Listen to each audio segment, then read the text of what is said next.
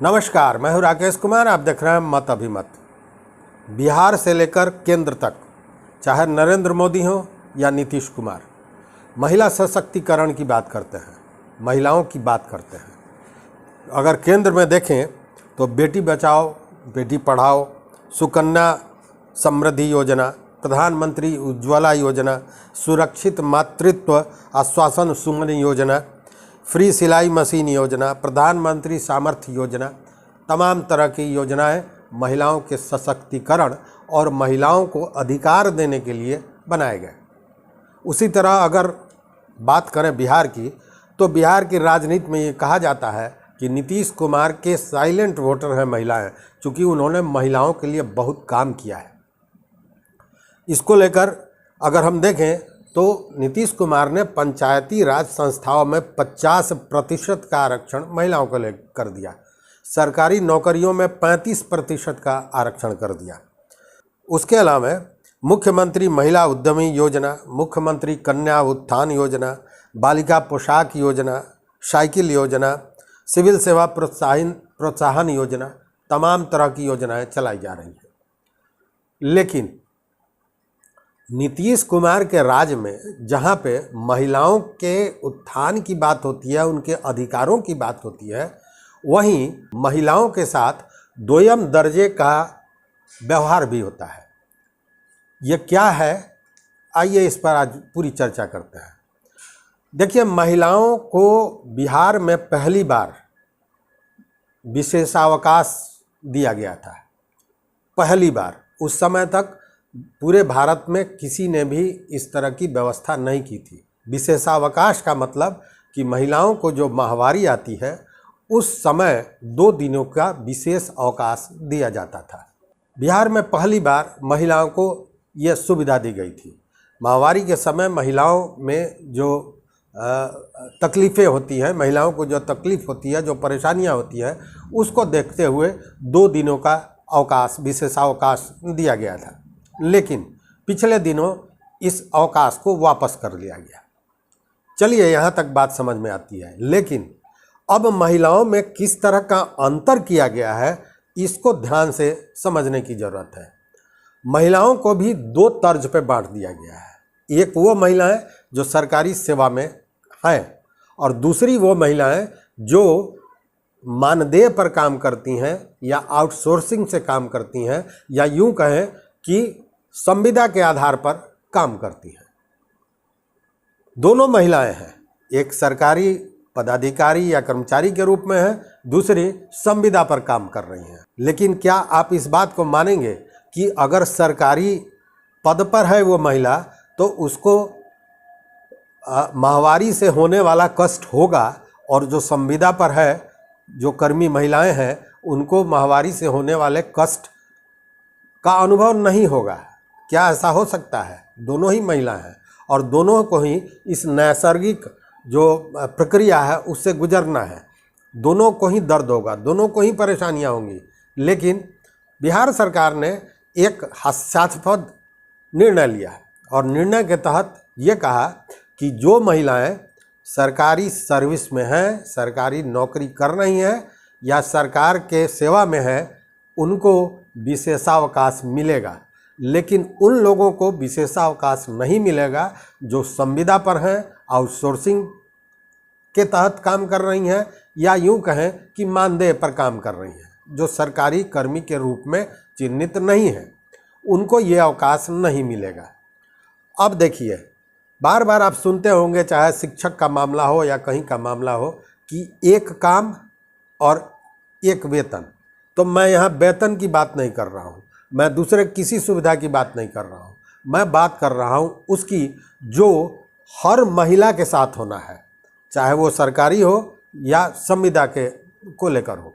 इसको लेकर पिछले दिनों जब इसको वापस लिया गया था, तो बीजेपी के जो नेता हैं, पूर्व उप मुख्यमंत्री सुशील मोदी, इन्होंने उसका कड़ा विरोध किया था और ये कहा था कि लगभग 2 लाख जो संविदा पर काम करने वाली महिलाएं हैं, उनके साथ ये अन्याय है और उनको ये सुविधा मिलनी चाहिए।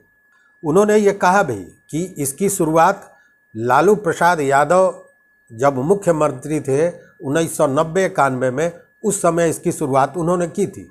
बाद में जब एनडीए की सरकार आई तो उसने भी इसको जारी रखा, लेकिन जब पुनः अब महागठबंधन की सरकार आई तो उसके लगभग 6 महीने के बाद इस तरह का प्रावधान लाया गया कि उन महिलाओं को जो संविदा कर्मी हैं या सरकारी सेवा में नहीं है, उनको विशेषावकाश नहीं दिया जाएगा।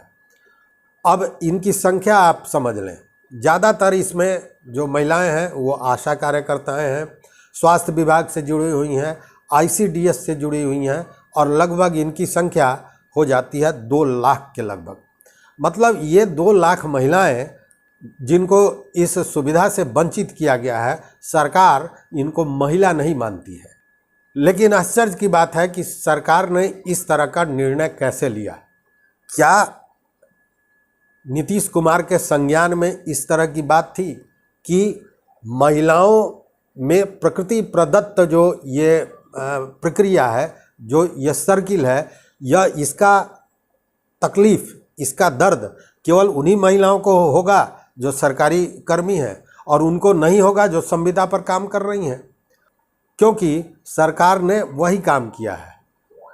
सरकार के इस निर्णय से यही लगता है कि जो संविदा कर्मी हैं उनके लिए ये आवश्यकता नहीं है, उनको जो ये प्राकृतिक चक्र है उससे उनको दर्द नहीं होता है, उनको तकलीफ़ें नहीं होती हैं, और ये तकलीफ़ केवल होती है सरकारी जो सेवा में हैं महिलाएं उन्हीं को।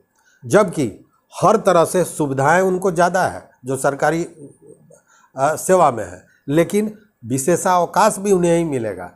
ये चूँकि संविदा पर हैं, और सबसे बड़ी बात है कि पिछले दिनों से अगर आप देखें तो एक लंबा समय हो गया जब बिहार सरकार में संविदा पर ही काम करने और कराने की प्रक्रिया शुरू हो गई है।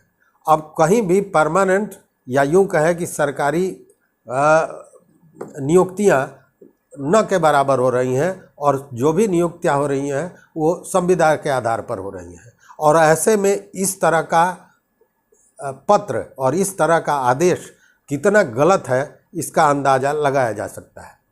सच्चाई यही है कि यह कहीं न कहीं मानवाधिकार का भी उल्लंघन है, महिला अधिकार का उल्लंघन है। इसको लेकर कई जगह से आवाज़ें भी उठ रही हैं।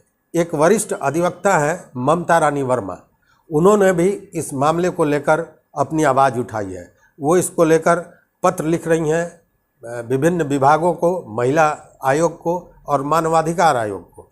उनका कहना है कि इस आदेश के बाद सरकार संविधान के अनुच्छेद 14 और अनुच्छेद 39E का सीधा उल्लंघन कर रही है। अनुच्छेद 14 में कहा गया है कि राज्य किसी भी व्यक्ति को कानून के समक्ष समानता तथा सुरक्षा से इनकार नहीं कर सकता। तो समानता में तो आपने एकदम अलग कर दिया, दोनों ही महिलाएं हैं, लेकिन समानता आप नहीं मान रहे हैं। मतलब कि आपने इस अनुच्छेद का जो संविधान का ये कानून है इसका उल्लंघन किया है। उसी तरह दूसरी ओर 39E में कहा गया है कि राज्य पुरुष महिलाओं में ताकत और उनका स्वास्थ्य उपेक्षित नहीं कर सकता, उनके स्वास्थ्य को उपेक्षित नहीं किया जा सकता। यह 39E में है, यहाँ वह भी मामला आता है। इसको लेकर तमाम तरह की बातें उठ रही हैं। आपको जान के आश्चर्य होगा कि 1992 में ही लालू प्रसाद यादव जब मुख्यमंत्री थे तो उन्होंने इसकी शुरुआत की थी। हुआ यूँ था, आपको याद होगा कि राजपत्रित कर्मचारी संघ 1990-91 में लंबे हड़ताल पर चला गया था, और उस हड़ताल में एक मांग यह भी थी। जब मामला समझौते के टेबल पर पहुंचा तो लालू प्रसाद यादव ने इसे स्वीकृति दे दी। हालांकि 3 दिनों का पहले से डिमांड था कि विशेषावकाश 3 दिनों का दिया जाए, लेकिन लालू प्रसाद यादव ने 2 दिन की स्वीकृति दी और तब से यह जारी था। इसी को लेकर सुशील मोदी ने कहा भी था कि लालू प्रसाद ने जारी किया था और एनडीए की सरकार ने भी इसे कैरी किया, लेकिन अब महागठबंधन की सरकार ने लगभग 2 लाख महिलाओं के साथ इस तरह का अन्याय किया है। इसको लेकर ICDS में जो बिहार राज्य ICDS महिला पर्यवेक्षिका एवं कर्मचारी संघ है, उनकी अध्यक्ष हैं प्रीति रानी प्रीत। उन्होंने भी मानवाधिकार को ये पत्र लिखा है और इसमें ये डिमांड किया गया है कि पुनः विशेषावकाश को जारी किया जाए। अब देखने की बात यह है कि जहां नीतीश कुमार महिलाओं के सुरक्षा के, महिलाओं के उत्थान के, महिलाओं के हक हुकूक की बात करते हैं, वहीं उनके जो अधिकारी हैं इस तरह का बेमेल या मजाकिया जो नियम है कैसे लागू कर सकते हैं।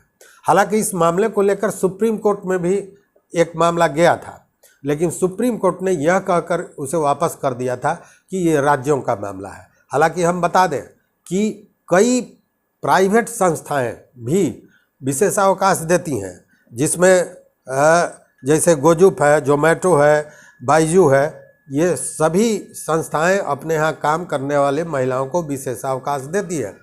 उसी तरह अगर आप देखें तो देश में केरल में भी इस तरह की सुविधा दी जाती है। विदेशों की बात करें तो चीन, Japan, Spain, Taiwan, Zambia, South Korea, इन सारे जगहों पर महिलाओं को विशेषावकाश दिया जाता है। पूरे भारत में भी इस तरह का विशेषावकाश दिया जाए, इसको लेकर भी केंद्र सरकार से मांग की जा चुकी है। इसको लेकर राष्ट्रीय कानून बनाने की भी मांग उठ चुकी है। एपोवा की जो राष्ट्रीय महासचिव हैं मीना तिवारी जी, उन्होंने भी इसकी मांग उठाई थी। लेकिन अब देखने वाली बात यह है कि क्या यह राष्ट्रीय कानून बनता है। लेकिन उससे ज़्यादा महत्वपूर्ण ये हो जाता है कि जिस राज्य में, बिहार में वर्षों से ये सुविधा मिलती आई है, वहाँ पे इसे सीमा में कैसे बांध दिया गया कि जो सरकारी कर्मी महिलाएं होंगी उनको ये लाभ मिलेगा और जो निविदा पर या आउटसोर्सिंग से होंगी उनको लाभ नहीं मिलेगा। अब प्रश्न ये उठता है कि क्या महिलाओं के इस दर्द को भी अलग अलग ढंग से बांटा जा सकता है? सरकारी सेवकों के लिए अलग और संविदा पर काम करने वालों के लिए अलग, ये एक बड़ा प्रश्न है और इसको लेकर कई महिला संगठन आवाज़ उठाने की तैयारी में लगे हुई हैं और जो परिस्थितियां बन रही हैं उससे ये लगता है कि आने वाले समय में ये मामला कहीं ना कहीं नीतीश सरकार के गले की हड्डी बन जाएगी। चूँकि 2 लाख महिलाओं का मामला है, 2 लाख महिलाएं मतलब 2 लाख परिवार, 2 लाख परिवार इससे प्रभावित हैं। तो उस स्थिति में आने वाले समय में नीतीश सरकार के लिए यह गले की हड्डी बन सकती है अगर समय रहते इसका निदान नहीं निकाला जाता है। तो इस पर अगर आपका कोई कमेंट हो तो ज़रूर दीजिएगा हमारे कमेंट बॉक्स में आकर। तो इस वीडियो में बस इतना ही। देखते रहिए मत अभिमत। चैनल पर नए हो तो निश्चित रूप से सब्सक्राइब कीजिए, लाइक कीजिए, अपने दोस्तों के साथ शेयर कीजिए। देखते रहिए मत अभिमत। बहुत बहुत धन्यवाद, कोटिशा आभार।